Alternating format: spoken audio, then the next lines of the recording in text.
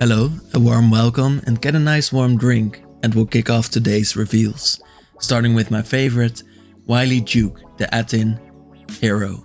We don't know a lot about the Atin, but this card's mechanic are already really interesting. Let's look at it. It says, whenever Wily Duke becomes tapped, you gain 1 life and draw a card. But the interesting thing is that they have vigilance, so they don't just tap whenever you attack them, which is the usual thing. So you will need something else to be able to tap Wily Duke. Of course you can storm off with this in many ways, but I think this is an interesting thing, the fact that you need to build around it, and otherwise it's just a 3 mana 4/2 with vigilance, very much hero-like. And I also like the flavor of the Atin, because they are world travelers, they are like planeswalkers, but their goal is to improve life upon those worlds. Like the naturalist who wants to preserve nature, or like Wily Duke who just wants to preserve the lives of the innocent. And I would love to see more about them, and I love the fact that they get to roam the worlds now. Next up, no mythics, we go straight ahead to the cycles. So Annie Joins Up is the next card in the Joins Up cycle, which is all about legendary creatures and which will be a 5-color archetype in this set. Any Joins Up says for 4 mana you get a legendary enchantment that gets to deal 5 damage to target creature or planeswalker from an opponent. Then if a triggered ability of a legendary creature you control triggers, you double that ability. Of course, Any Flash has been shown as a card as well. She says, for example, that whenever she becomes tapped, you exile the top 2 cards of your library, and you will get to do that twice. But there are probably way more broken things that you can think about. Let me know in the comments. Next up is some referencing. Hey, I know that one. Like Desert Stew, where we see the mirages, which are a very common thing as a cultural reference in desert movies and in desert cultures as well. This guy was glad when the mirages appeared because then he wouldn't die alone, and it is very dangerous in the desert, which you could say is a reference as well to deserts. Onto silliness. This one is just about a turtle that is really fast. There wasn't really much in these days about silliness, and we did get a lot of comments, so that's really weird. Next up is the Thunder Salvo, which is a little bit funny because this guy brought a rattling gun of arrows to a duel because he could only bring 1 gun and this was his biggest gun. Next up, another Atin. It's Jam Lightfoot, a 4 mana human scout, a 3/3 with vigilance and flying, so already a really good flying swinger. And then at the beginning of your end step, if you haven't cast a spell from your hand this turn, you draw a card. So that's really interesting. Definitely in draft, since this is an uncommon, and in draft it is pretty likely for you to break on cards. So you won't play a card every turn, perhaps, and then you get to draw a new card, so that's pretty good. But the flavor is more interesting to me right now because it says the nomadic Atin rarely settle anywhere for more than a few seasons. So these Atin have been settling at places for 2 or 3 seasons at a time. I think that is actually a pretty long time because they are traveling through the Omen Paths, it seems, and the Omen Paths haven't been open for so long, I felt like, at least. So it seems like we time skipped a little bit because apparently the nomadic Atin rarely settle anywhere for more than a few seasons. And that kind of means to me that they have been traveling for at least like 2 years or 3 years. And that's really surprising to me. Maybe we skipped 3 years. But Jem never lets that stop her from seeing every last corner. So I think she loves her job. I like that part too. Next up is a sort of ongoing narrative with the Ambush Gigapede. For one part, because this is the second card named Gigapede, and Pete has actually been getting a boost in toughness, going from 1 toughness and 6 power to 2 toughness and 6 power. Seems like these gigabeats are really powerful but really weak at defending themselves. Also, we get to learn a little bit more about the Black Snag Bog. I don't know if this will become important in the future, but we do know that it is a dangerous place and it has a lot of treasure. That's what we know. Next up is the ongoing narrative of the Omen Paths on Thunder Junction, because this one tells us that the opening of those paths awoke the wild magic of Thunder Junction. Settlers dubbed it Thunder and put it to use in everything from farming tools to deadly weapons.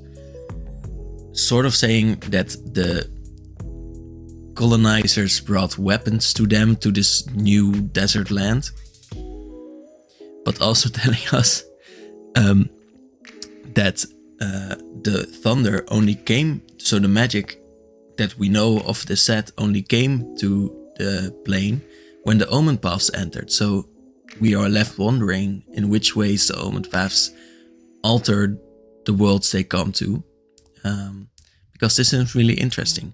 And maybe the ley lines are also getting connected between the planes, which could have some interesting ramifications for the future.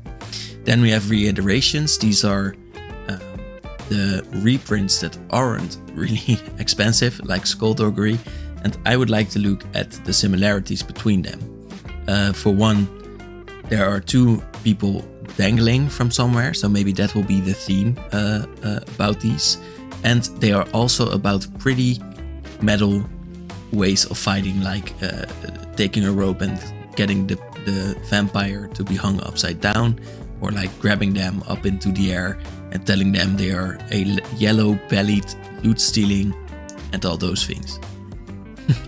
And Yellow-Bellied is actually the next ongoing narrative, because Trickshot also features the word. And I feel like when Tyrone Slickshot Duelist says Yellow-Bellied Lowlife, like the other person did, maybe he heard those words in a barroom brawl and used them when he shot two people at once with one gunshot, which is pretty metal as well. Next up is a new reiteration that is Take Up the Shield. Ajani was the previous one. We will see him later in the Modern Horizons set. But Take Up the Shield is all about heroes, like Ajani, who took up the shield on Dominaria to protect those people, because everyone is part of his pride. And on the frontier, there are unlikely heroes who take up the shield, and are forged by all of the criminals that are living in this plane. Next up is sleeve-worthy picks. We have a few, like Return the Favor. It's a sort of red mana counterspell. It says 2 mana spree, so you can choose to pay 1 for both of these abilities or one of them. The first one says copy target instant spell, sorcery spell, activated ability or triggered ability, and you can choose new targets for the copy, so copying something, doubling it. And the second one is change the target of a target spell or ability with a single target. So only works against single target spells, but still a 3 mana sort of counterspell that also helps you redirect it towards someone else, returning the favor. Next up is the Dust Animus, which doesn't seem good at first. It's a 2 mana flying 2/3, good for draft and stuff like that, but isn't really something you would like to keep. But if you control 5 or more untapped lands, Dust Animus ends the battlefield with 2+1 counters on it and lifelink. So then it becomes a 2 mana 4/5 with flying, and I think that is pretty rad. Don't know what decks you would need that, but I think there are some. Jailbreak Scheme is a 1 mana spree card that I also find a sleeve-worthy pick, because I like creatures getting unblockable, and I have won many games with it. 4 mana to give one creature +1/+1 and it can't be blocked. +2 mana as well to have this become a sort of removal spell, where it says just for 3 mana, which is usually 4, target artifact or creature's owner puts it on the top or bottom of their library. They do get to choose, but I think that ability usually costs 4. So I think this is pretty good. For a common, definitely. And I didn't put it in limited play, because there are some other ones here. Stagecoach Security is a 5 mana 4/5 or a 4 mana plot card that says when it enters the battlefield, creatures you control get +1/+1 and gain vigilance. Very good for a go wide strategy. And as it is a common, I think this will change a lot of decks and put them into becoming go wide strategies. Just the +1/+1 is all you need, and the vigilance is usually enough to help you attack in and keep you safe. Next up is the Sterling Supplier. We learn a little bit more about the Sterling company, but not enough, I would say here. But this is still a 5 mana 3/4 flyer, so a 3 powered flyer is also always pretty good in limited, and it also puts a +1 counter on another creature. And we have Stop Cold, which is a removal spell, one of 2 that is really good that have been revealed these days. 4 mana to enchant an artifact or a creature, so pretty versatile in that way as well. Definitely, since blue isn't really about artifact removal usually, I would say. But when Stop Cold enters the battlefield, you tap target enchanted permanent, and they lose all abilities and don't untap during its controller's untap step. Losing all abilities, of course, rendering it pretty useless. Consuming Ashes is the next removal spell because it's just a 4 mana exile target creature, which is pretty good in draft as well.